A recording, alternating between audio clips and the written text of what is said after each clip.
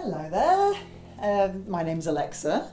This is a very short video all about your feet and just 5 minutes of basically trying to stretch out the toes, stretch out the soles of the feet and the ankles a little bit as well, and this will help keep your feet happy and healthy. I did a sequence in my yoga class last week which was all about the feet, and a lot of people mentioned how challenging it is for them to stretch out the arch of the foot and the toes, and people have various issues or they just haven't stretched their feet out enough over the years.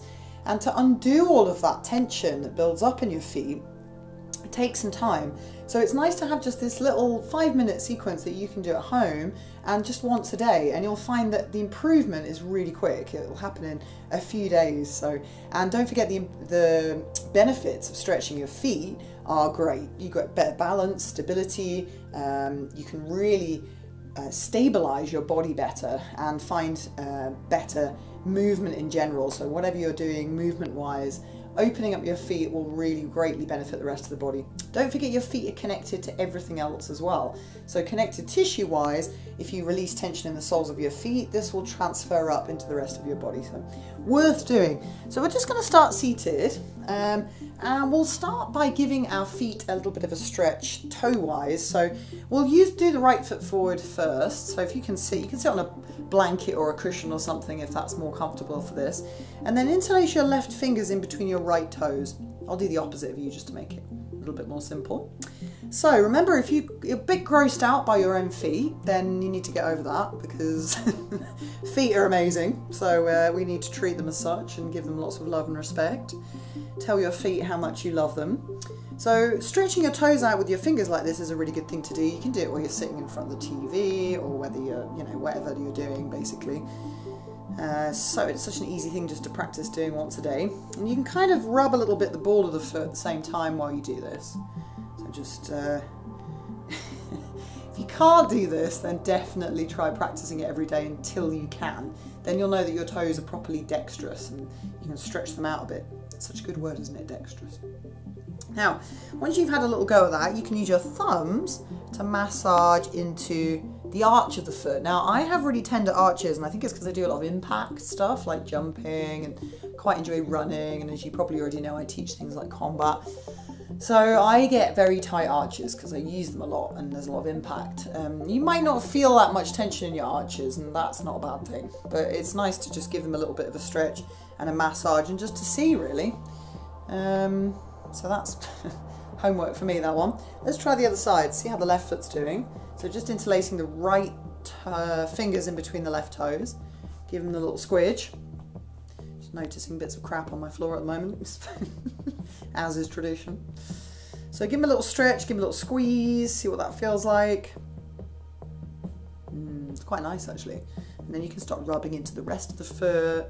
Remember, if your feet are a bit dry, grab some massage oil or a little bit of moisturizer as well. That might help getting your fingers in between your toes as well.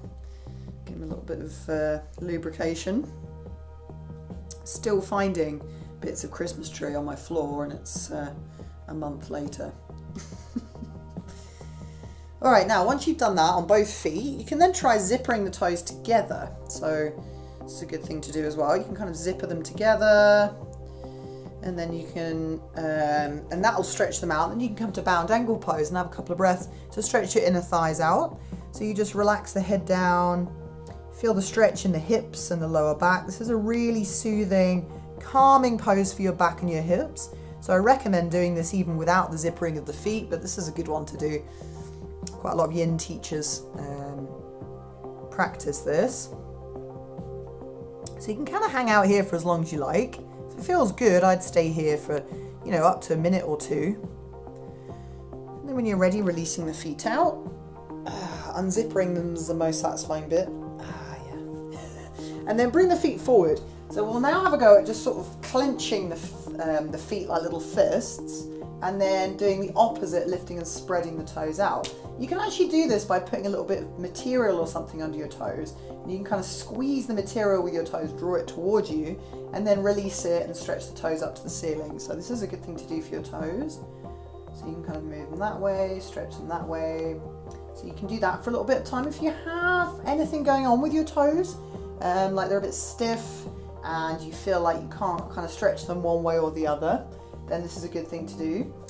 Then you can come to straight legged, seated, and you can try moving your foot through the full range of movement so that you can feel the stretch in your ankle. So try kind of drawing the backs of the tops of the feet together.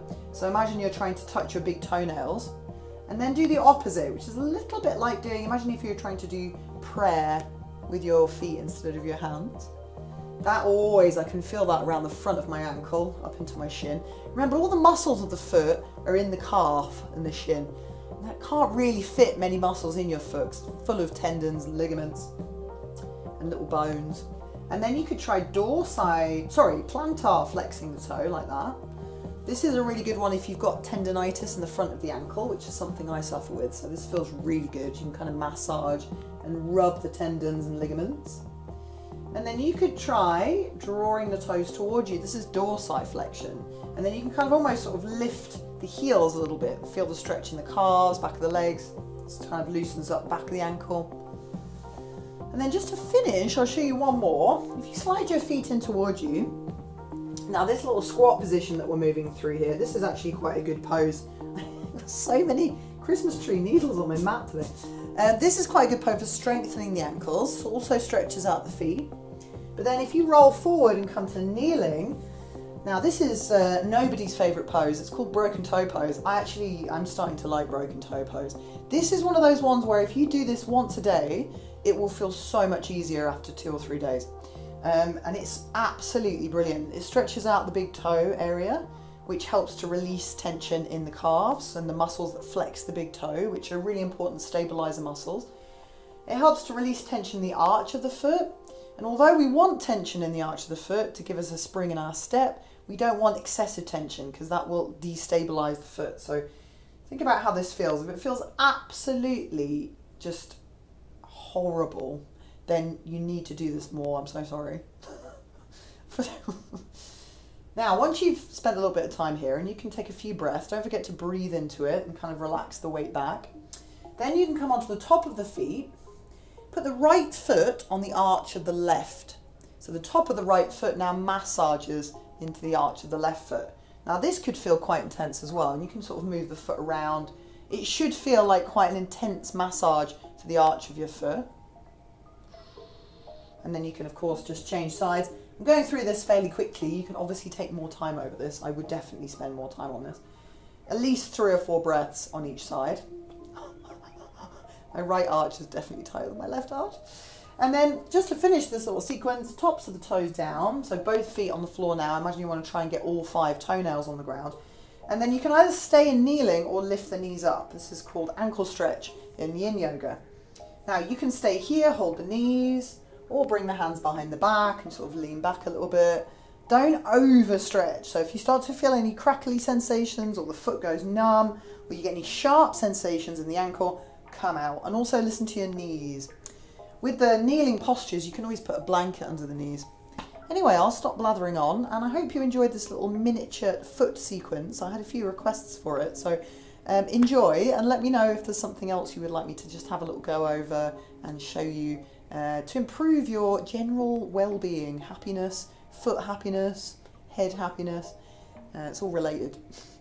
Namaste and thank you so much. Happy Tootsie Day.